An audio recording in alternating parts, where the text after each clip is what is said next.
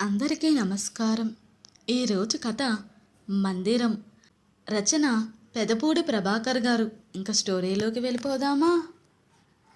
దేవుడి మందిరం ఒంటరిగా మిగిలిపోయింది. అమ్మ నా చిన్నతనంలోనే పోయింది. నాన్న నెల రోజుల క్రితం పోవడంతో ఇంటిలో ఉన్న సామాన్లు అందరం పనిచేసుకున్నాం. నా వాటాకి 2 ఇత్తడి గిన్నెలు, ఓ రాగి బింది, ఏవో చిల్లర మల్లర సామాన్లు వచ్చాయి.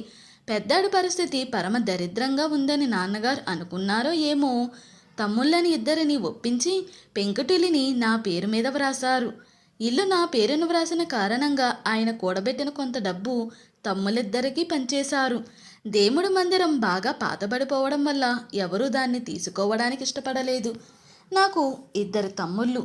పెద్ద తమ్ముడు సుబ్బారావు రాజమండ్రి పేపర్ మిల్లులో పనిచేస్తున్నాడు. జీతం బాగానే వస్తుంది.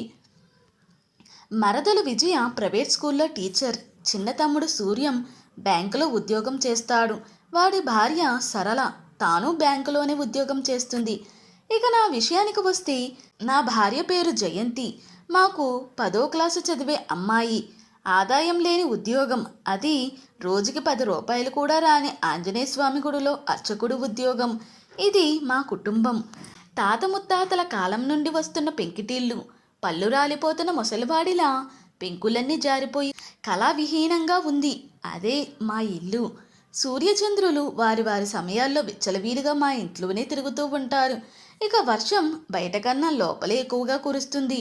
ఇంతెందుకు, కాలాలన్నీ మాకు అతీతులే.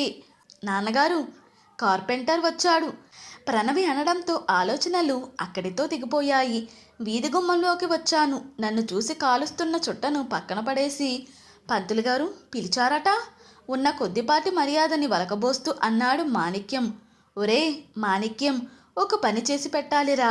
ఇంట్లో మా తాతల కాలం నాటి దేవుడి మందిరం ఉంది. అంతా బాగానే ఉంది. తలుపులు కొద్దిగా బాగు చేసి వార్నిష్ వెయ్యాలి. వార్నిష్ అది నువ్వేమీ తేనవసరం లేదు. ఆ మధ్య శ్రీరామనవమికి గుడి తలుపులకి వేయగా మిగిలినది కొద్దిగా ఉంది. చౌదరి గారి ఓ మాట వేసి దాన్ని తీసుకొస్తాను, పామిపోదువుగాని అన్నాను. తమరెంతగా చెప్పాలేంటండి, రేపు ఉదయం వచ్చి పని మొదలు పెడతాను అంటూ గబగబా వెళ్ళిపోయాడు మాణిక్యం. పంచుకునే సమయంలో దేవుడి మందిరాన్ని తీసుకోవడానికి తమ్ములిద్దరూ పెద్దగా ఇష్టపడలేదు. మా ఇంట్లో దీనికన్నా చక్కనైన దేవుడి మందిరం ఉంది అంటూ తప్పుకున్నాడు పెద్ద తమ్ముడు సుబ్బారావు. 2 మందిరాలు ఏం చేసుకుంటాం అంది నవ్వుతూ వాడి పెళ్ళాం. దేవుడు ఉన్నాడంటావా అన్నయ్య అన్నాడు చిన్న తమ్ముడు సూర్యం మందిరాన్ని పరిశీలనగా చూస్తూ. దానితో వాడికి కూడా మందిరాన్ని తీసుకెళ్లే ఉద్దేశం లేదని తేలిపోయింది. వాడి పెళ్ళం మందిరం వైపు చూడకుండానే లోపలికి వెళ్ళిపోయింది. ఆమెను అనుసరించాడు సూర్యం. మందిరానికి ఓ నమస్కారం పెట్టి దేవుడి గది తలుపులు దగ్గరగా వేసి బయటకు వచ్చాను. మందిరం విషయానికి వస్తే పూర్వకాలంది కాబట్టి చెక్కపై చక్కని దేవుడి బొమ్మలు చెక్కారు.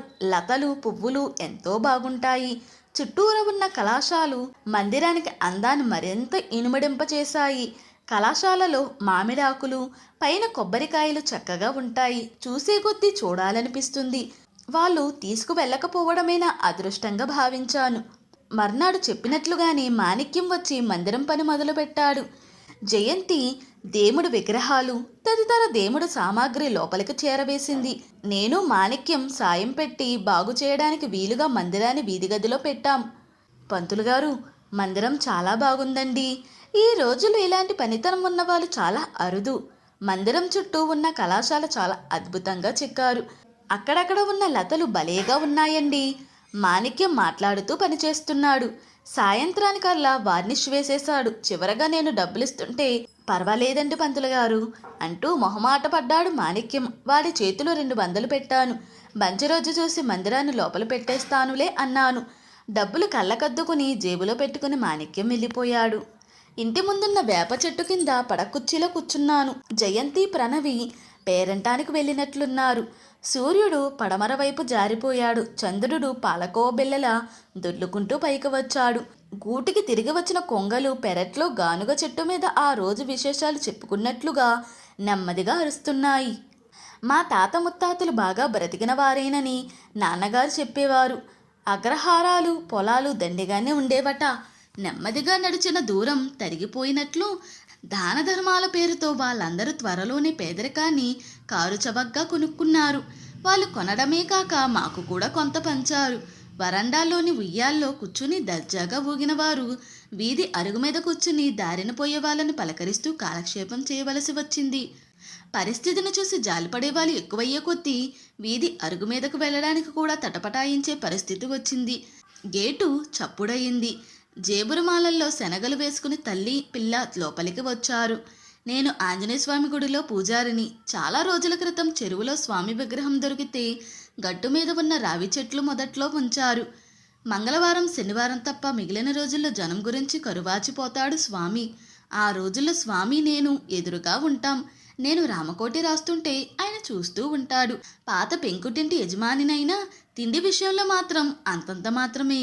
గుళ్ళో చేస్తున్నందుకు ఊరిలో పెద్దలు అతి కష్టం మీద పోగు చేసి 2000 నెల జీతంగా ఇస్తున్నారు. ఆ వ్రతాలు ఈ వ్రతాలు పోగు చేస్తే నెలకు మొత్తం 5000 పోగవుతాయి. వాటితో ముగ్గురం గుట్టుగా ముందుకు వెళుతున్నాం. స్వామికి ఇదంతా తెలుసు. ఆయన ఎప్పుడు జోక్యం చేసుకుంటాడో ఏమో. కాలం కళ్ళెం తెగిన గుర్రంలా పరిగెడుతుంది. ఆ రోజు చిన్నగా మొదలైన వర్షం మధ్యాహ్నం కల్లా భయంకరంగా మారిపోయింది. కుండలతో కుమ్మరిస్తున్నట్లుగా 4-5 గంటల నుండి పడుతుంది. ఇంటి మీద ఉన్న 4 పెంకులు వర్షం దాటికి జారిపోయాయి. ఇంట్లో తలదాచుకోవడానికి స్థలం లేకుండా పోయింది. పంతులు గారు, ఈ సమయంలో అక్కడ ఉండడం అంత మంచిది కాదు, ఇక్కడికి వచ్చేయండి. ఎదురింటి చౌదరి గారు అరుగు చివరికి వచ్చి కేకలు పెడుతున్నారు. వెళదాం పదండి, బ్రతుకుంటే బలుసాకు తినచ్చు, జయంతి వణుకుతున్న స్వరంతో అంది. ప్రణవి భయంతో ఏడుస్తుంది. ముగ్గురం గబగబా కట్టుబట్టలతో పరుగు పరుగున వచ్చి చౌదరి గారి ఇంట్లో తలదాల్చుకున్నాం. వర్షం పిచ్చి పట్టినట్లుగా కురుస్తుంది. ఉన్నట్లుండి మా పెంకుటిల్లు పెద్ద శబ్దంతో నేలమట్టమైపోయింది. జయంతి బోరుమంది. ప్రణవి ఉలిక్కిపడింది. ఇంటిల్లపాది అరుగు మీదకు వచ్చి చూశాం. ఇక్కడికి వచ్చి మంచి పని చేశారు అదృష్టవంతులు. చౌదరి గారి భార్య జయంతిని దగ్గరకు తీసుకుని తల నిమురుతూ అన్నారు.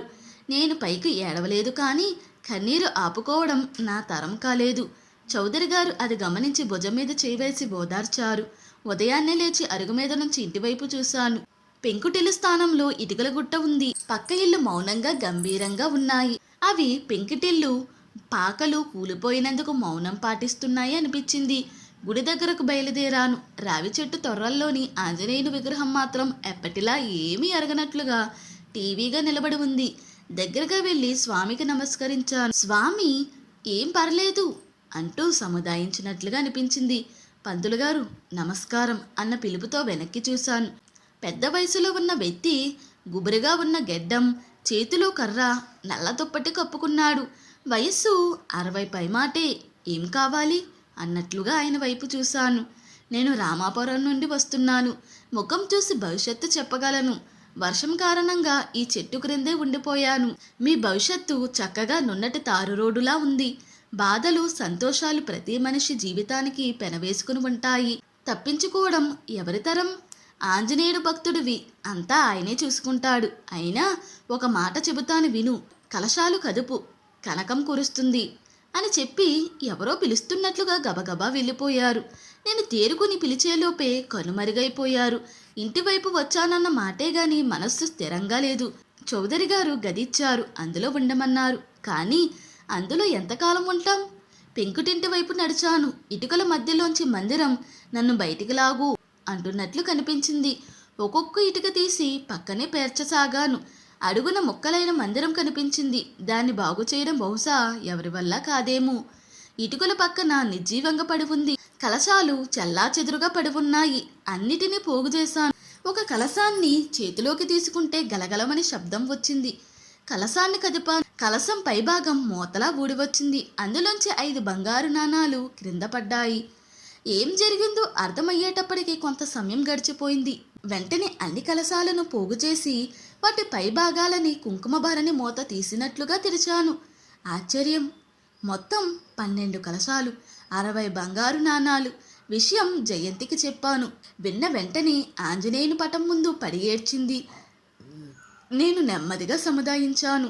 ఈ సంఘటన నుండి మేమిద్దరం తేరుకోవడానికి చాలా రోజులు పట్టింది. ఒకరోజు గుడిలో ఆంజనేయ స్వామికి దండ వేస్తూ ఆయన మొహంలోకి పరిశీలనగా చూశాను. వెంటనే కలశాలు కదుపు, కనకం కురుస్తుంది అని చెప్పిన పెద్ద ఆయన పోలికలు స్వామిలో కొట్టొచ్చినట్లు కనిపించాయి.